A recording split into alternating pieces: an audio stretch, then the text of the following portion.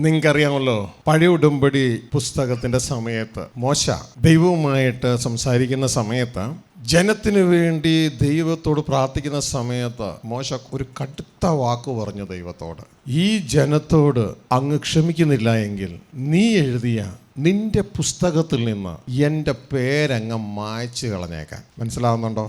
അപ്പോൾ രക്ഷിക്കപ്പെടാത്ത മോശയുടെ പേരെവിടെയുണ്ട്? ദൈവപുസ്തകത്തിൽ ഉണ്ട്. അപ്പോൾ ദൈവം മറുപടി പറഞ്ഞു. അപ്പോൾ നീ പറയുമ്പോൾ മായ്ക്കാനും എഴുതാനും നിൽക്കുന്ന ഒരാളല്ല ഞാൻ എന്ന രീതിയിൽ ദൈവം മറുപടി പറഞ്ഞു. ശ്രദ്ധിച്ചു കേൾക്കുക, ആരുടെ പേരാണ് ജീവപുസ്തകത്തിൽ നിന്ന് മായ്ച്ചു കളയുന്നത്?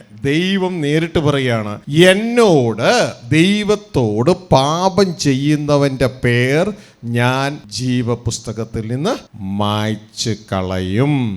ഇതിൻ്റെ അർത്ഥം ഇതാ, നാം പാപം ചെയ്യാതെ സൂക്ഷിക്കുക. നമ്മുടെ പേര് ഓൾറെഡി, മോശം രക്ഷിക്കപ്പെട്ടിട്ടില്ല, നമ്മുടെ പേര് ഓൾറെഡി എവിടെയുണ്ട്? ജീവന്റെ പുസ്തകത്തിൽ ഉണ്ട്.